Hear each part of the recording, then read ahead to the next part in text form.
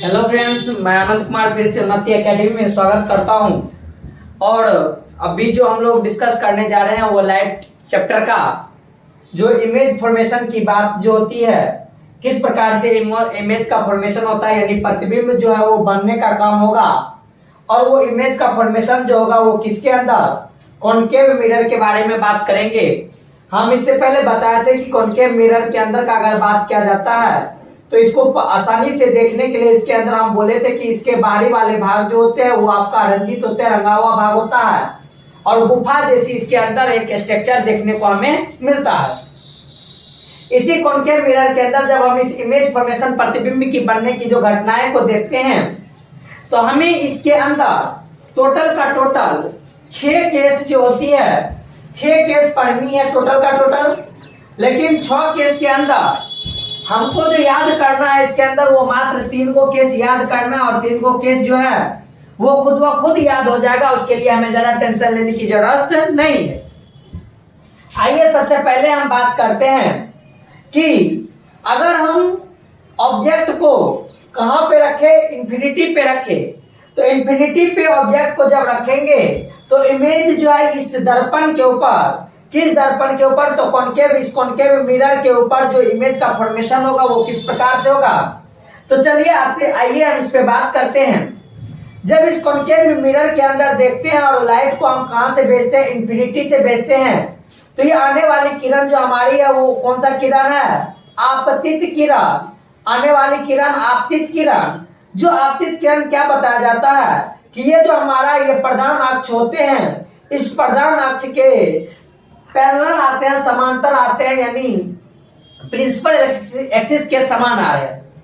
अब जब यहाँ पे प्रिंसिपल एक्सिस के समान ये आया तो इस जगह पर बताया जाता है कि क्या लॉ ऑफ रिफ्लेक्शन काम किया, और लॉ ऑफ रिफ्लेक्शन काम किया तो इस किरण को, ये जो परावर्तित किरण है, इस परावर्तित किरण को यानी रिफ्लेक्टेड रे को कहां से, तो बताया जाता है कि इस फोकस से भेजने का काम किया। सेम इसी प्रकार से फिर एक और हम यहाँ पे आपतित किरण को लिए और इस आपतित किरण को इस पॉइंट पे, और एक अवतल दर्पण के अंदर ये पॉइंट जो है ये किस तरह से काम करता है, तो समतल दर्पण के तरह। किसके तरह, समतल दर्पण के तरह। और यही समतल दर्पण के तरह काम कर रहा है, इसलिए तो हम यहाँ पे लॉ ऑफ रिफ्लेक्शन लगा रहे हैं। It means law of reflection करने का मतलब यहाँ पर अगर परपेंडिकुलर डालते हैं तो एंगल आई इक्वल टू, हम लोग पहले पढ़ चुके हैं कि लॉ ऑफ रिफ्लेक्शन के अंदर क्या होता है कि एंगल जो नॉर्मल होता है, नॉर्मल से आपतित किरण और परावर्तित किरण जो होती है उसका कोण जो होते हैं वो आपस में बराबर होता है, इसे लॉ ऑफ रिफ्लेक्शन कहते हैं। सेम वही यहाँ पर रूल को फॉलो करते हुए जब ये भी किरण, दूसरी किरण आई तो ये भी किरण आपका कहां से, फोकस से गुजरा। यानी जब ये आपतित किरण कहीं से भी अगर समांतर आते हैं प्रधान अक्ष के, तो हमेशा ये पता चलता है कि ये आपका कहां से बिलोंग करता है, फोकस से बिलोंग करता है। और इस केस में हम क्या कहते हैं कि ये जो मेरा इमेज बना है वो कौन सा बना है, कि इमेज जो बनता है वो आपका कौन सा बनता है, फोकस पे बनता है। अब चलिए हम यहाँ पर एक अपने ढंग से एक दूसरी घटनाएं को व्यक्त करने का काम करते हैं और बताते हैं आपको कि किस प्रकार से हम इसके अंदर इमेज का काम करेंगे और किस प्रकार से सारी घटनाएं को जानने का काम करेंगे। ये हमारे पास कौन सा एक किरण, ये सॉरी दर्पण है, ये हमारे पास एक अवतल दर्पण है।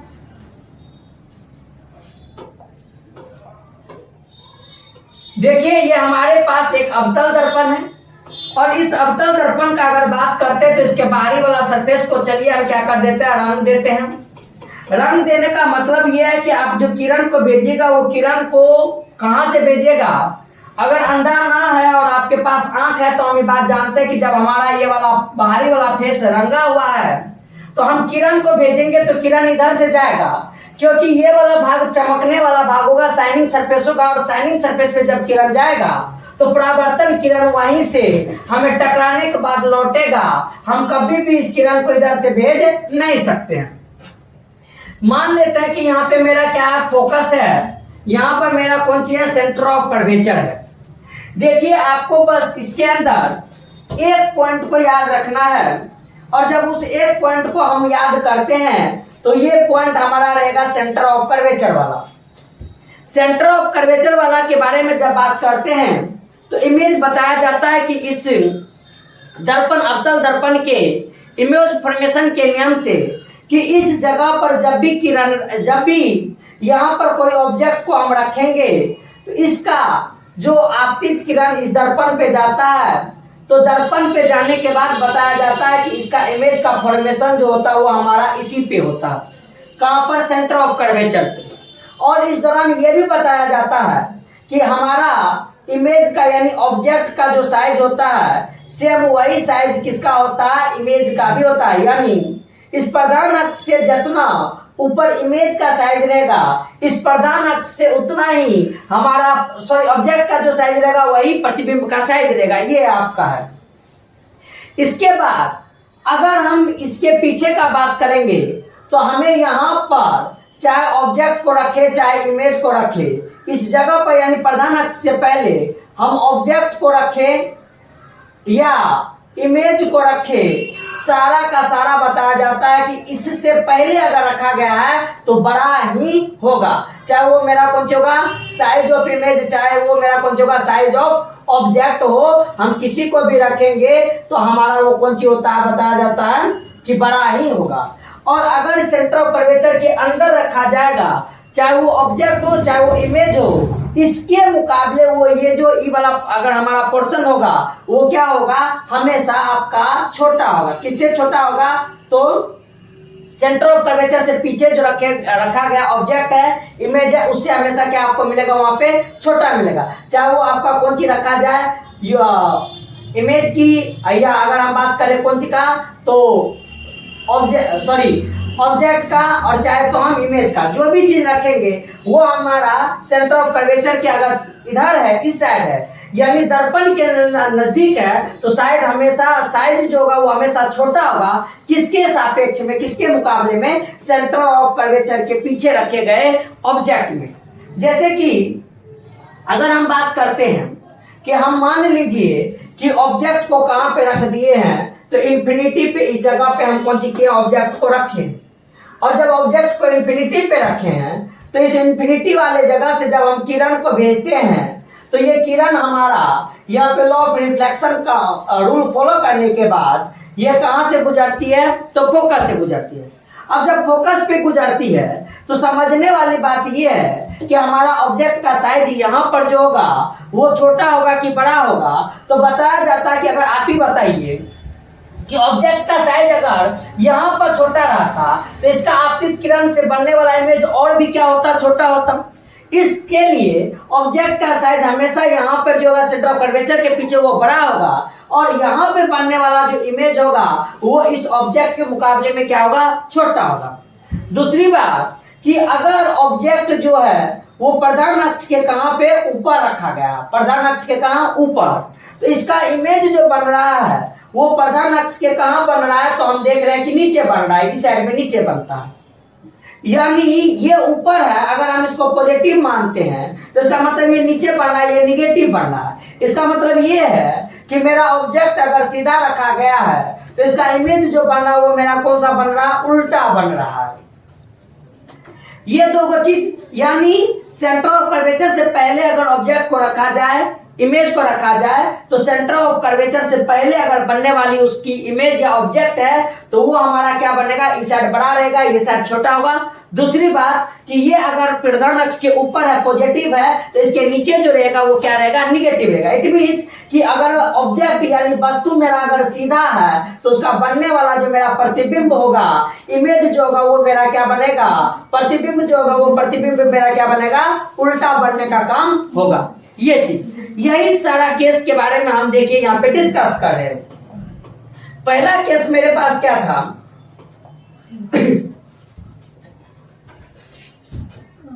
देखो पहला केस कौन सी है?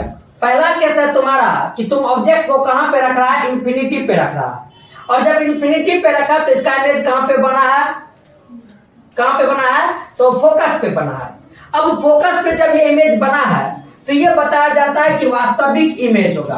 वास्तविक इमेज रियल इमेज कैसे होगा? इसके लिए बताया जाता है कि हम ऑब्जेक्ट को ये साइड इस साइड में रखे थे, यानी दर्पण के पीछे। दर्पण के पीछे से जाने वाला आपतित किरण इस दर्पण पर पड़ने के बाद हम जानते हैं कि कहां से टकराया था, फोकस से टकराया। तो हमारा जिस साइड क्या है ऑब्जेक्ट है, सेम उसी साइड मेरा कौन सी बन रहा है, इमेज बन रहा है।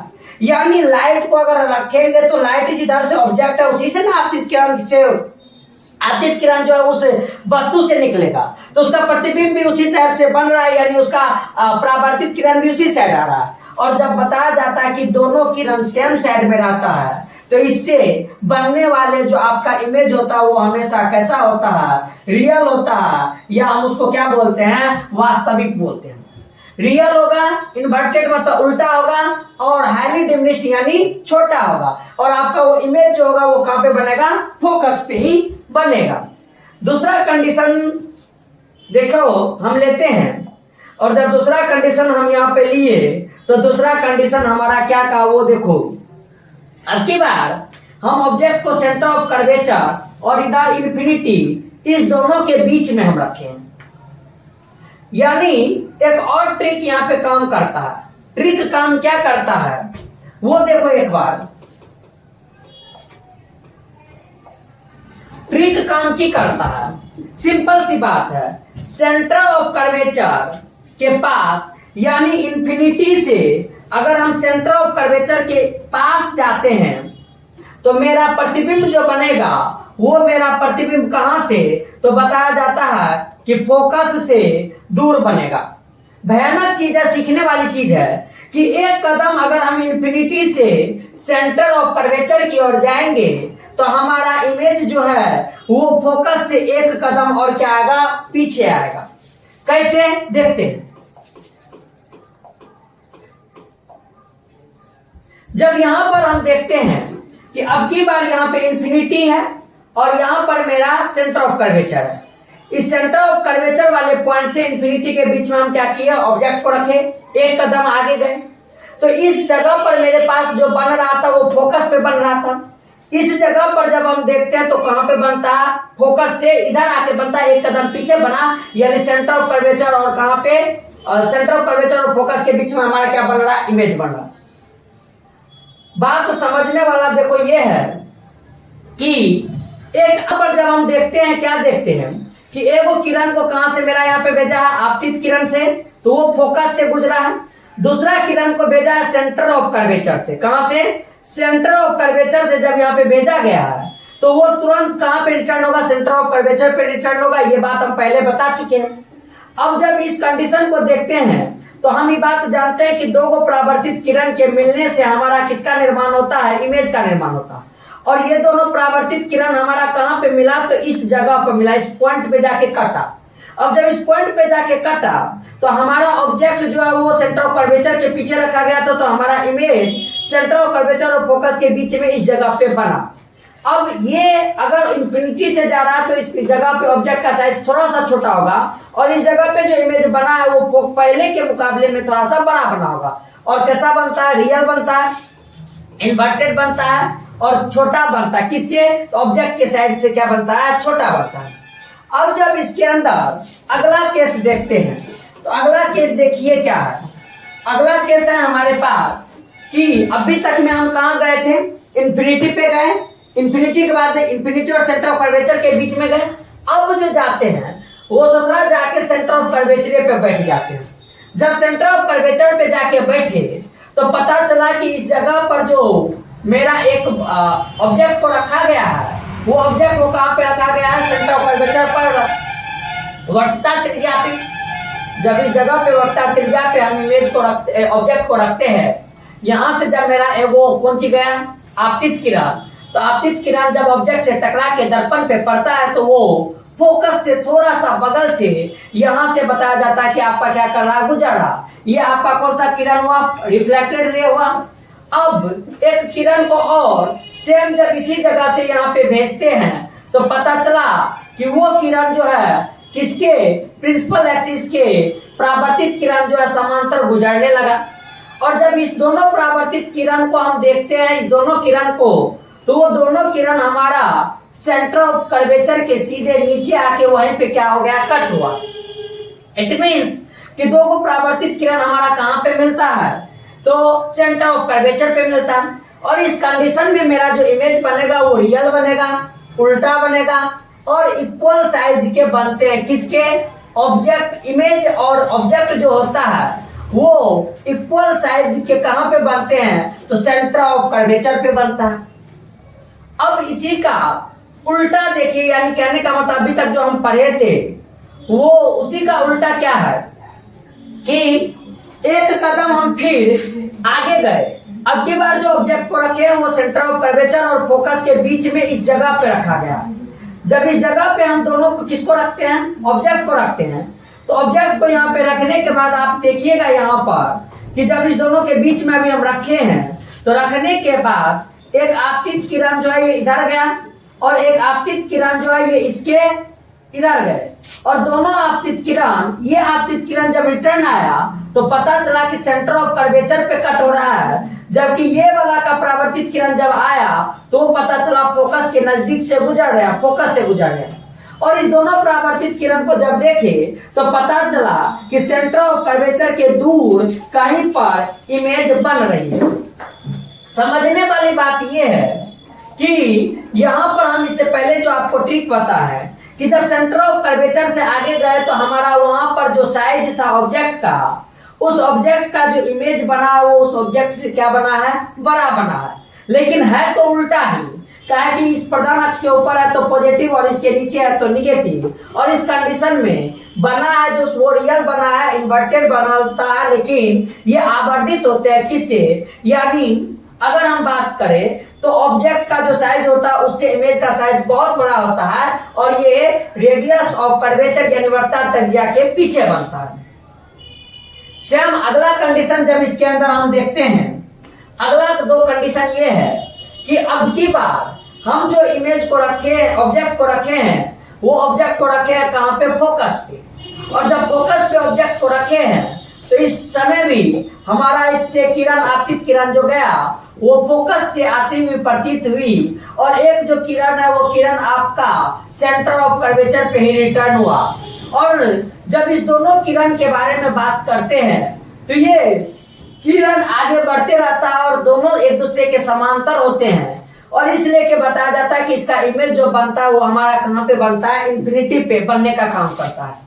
लेकिन यहाँ पे इमेज जो बना वो आपका क्या है, रियल है, इन्वर्टेड है, लेकिन हाईली मैग्नीफाइड, यानी ऑब्जेक्ट का जो आपका साइज है उससे बहुत दूर जब इमेज मेरा जाके बनेगा, वो कितना बड़ा बनेगा, क्या बनेगा, नहीं बनेगा, उसका अंदाजा हम लोग के पास नहीं है। इसलिए के बताया जाता है कि जब फोकस पे हमारा कुछ रहता है, ऑब्जेक्ट रहता है, तो इसका इमेज जो बनाता है वो क्या आता है, इन्फिनिटी पे बनता है। ये 5 गो केस सिंपल केस है, इसमें कोई भी ज्यादा इधर उधर वाली घटनाएं देखने को नहीं मिलता है। लेकिन जब हम लास्ट केस के बारे में बात करेंगे तो लास्ट केस देखिए हमारा क्या है। लास्ट केस है कि जब ऑब्जेक्ट को कहां पे रखा गया है, फोकस और प्रिंसिपल एक्सिस के बीच में रखा गया है। तो यहाँ पे रखने के बाद जब दर्पण के बहुत करीब आ गया तो एक किरण जो हुआ वो दर्पण पे पड़ा और दूसरा किरण भी आपतित किरण दर्पण पे पड़ा। दर्पण पे पड़ने के बाद ये किरण जब दर्पण से रिटर्न गया तो पता चला सेंटर ऑफ कर्वेचर से रिटर्न जा रहा है, और ये वाला जो किरण है वो पता चला फोकस से जा रहा है। इस कंडीशन में जब हम बात करते हैं तो बताया जाता है कि इसका एक वर्चुअल इमेज, आभासी प्रतिबिंब बनता है। ये आपका कहीं भी जाके मिलने का काम नहीं होता है, ये भी आपका इधर भी जाने के बाद नहीं मिलता। लेकिन इस दोनों किरण के जब पीछे हम ले जाते हैं तो पीछे ले जाने के बाद पता चलता है कि कहीं ना कहीं वो एक पॉइंट पे जाके हमारा क्या हो रहा है, कट हो रहा है। अब जब कट हो रहा है तो पता चला कि दर्पण के पीछे इमेज बनने का काम होता है, लेकिन वो ऑब्जेक्ट के साइड से इमेज जो होता है वो बड़ा होता है। और जब इसके अंदर पार्टिकुलरली परावर्तित किरण जो होता है वो तो परावर्तित किरण रियल वाला तो इधर है, हम इधर जो मिला रहे हैं वो कौन सा मिला रहे हैं, आभासी वाला मिला रहे हैं। और जब इस आभासी वाले किरण के बारे में बात करते हैं तो हमारा इमेज जो होता है वो इस वाले साइज से बड़ा बनता है, आभासी वर्चुअल बनता है। लेकिन ये जो है ये भी क्या है, सीधा है। सीधा किस लिए है, क्योंकि इसके ऊपर हम पॉजिटिव बोले हैं कि ऑब्जेक्ट अगर सीधा है तो हमारा इमेज इसके ऊपर बनना है तो वो भी क्या बनेगा, आपका सीधा बनेगा, लेकिन बड़ा बनता है और बनते हैं दर्पण के पीछे बनते हैं। यानी इस तरह से हमारे इमेज फॉर्मेशन की जो घटनाएं थी अपतल दर्पण के अंदर, हम उसके बारे में डिस्कस किए। और डिस्कस करने के बाद हम एक ही बात बताना चाह रहे हैं आप लोग को कि सिंपल सा लॉजिक है। और सिंपल सा लॉजिक ये है कि वही वाली बात कि जब अगर मेरे पास क्या रहेगा, सेंटर ऑफ कर्वेचर को सिर्फ याद रखना है। सेंटर ऑफ कर्वेचर से पहले अगर ऑब्जेक्ट है तो इसका इमेज जो है वो सेंटर ऑफ कर्वेचर से पहले बनेगा। और हम ये बात जानते हैं कि 5 केस 6 केस के अंदर जो बात की है वो आपको आराम से पता चल जाएगा। आज के लिए बस इतना ही। नमस्कार।